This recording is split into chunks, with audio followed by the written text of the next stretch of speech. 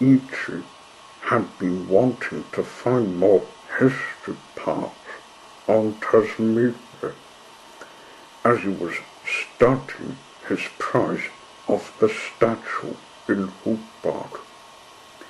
He was looking for a location on a map on the wall. There's a seaside, it's called Sleeping May. I'd like to have a look. My friends would come, but they're all busy, said Ichi. I'll leave them a note, as usual, to tell them where I am. Franklin and Professor haven't been to the seaside. Then Ichi had a thought. I should sleep somewhere in a shed. There's a land called Wedge Avenue. Supposed to have a good place for me to sleep in. My class made the odds without me when I was 6, so it's my turn to surprise them. If my teacher were her, she'd want to see where I would go. After thinking, Ichi took a look and left, driving onto the main road, away from Kingston. He crossed the Tasman Bridge, and the long journey began.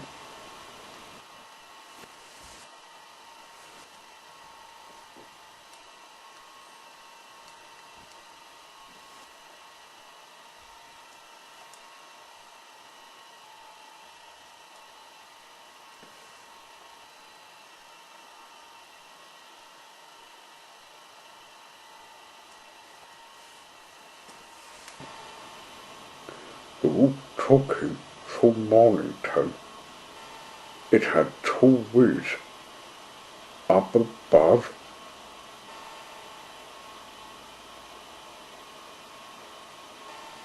and on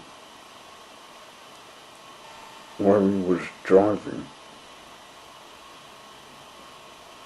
He didn't see a truck that was about to drive onto his tail. Then it took him through what he never set his wheel on. Cambridge, it was called. Seeing the place made him feel like a little bike riding on the side of the highway. While driving, he suddenly saw the other cars who were in a shopping mall. There's Franklin, Professor, and the others. They must be trying out what Caleb likes to wear, thinks Ichi. They'll go to where I'm going next. Come to think of it, I need some petrol before continuing on. Sorrel was the next hall he came to. He stopped at the petrol station for a fill-up of petrol. When that was finished, he went on.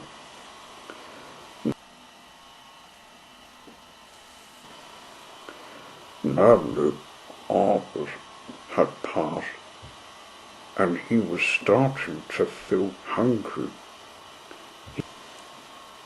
He stopped to have a bite of a sandwich he made before leaving home.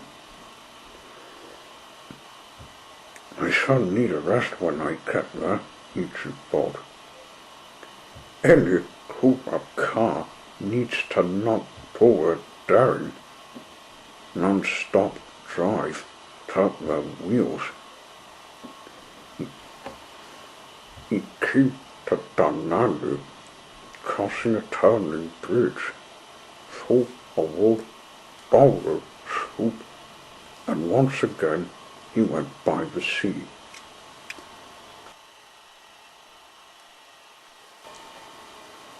So, after many kilometers. He followed who to take him to swooping me. He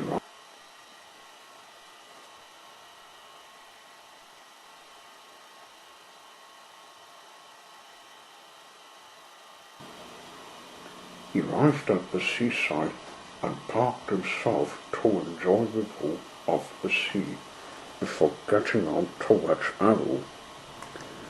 Oh, this is the life. Nothing like a good rest in the country. The peace by the water can get me thinking of its history. Talking of which, there's an abandoned castle. I'd like to learn it. It's also about convicts who were less lucky during the cold days and, oh yeah, the war was up. He followed a castle which was a ruin. Not even a single person would think of getting it into one piece.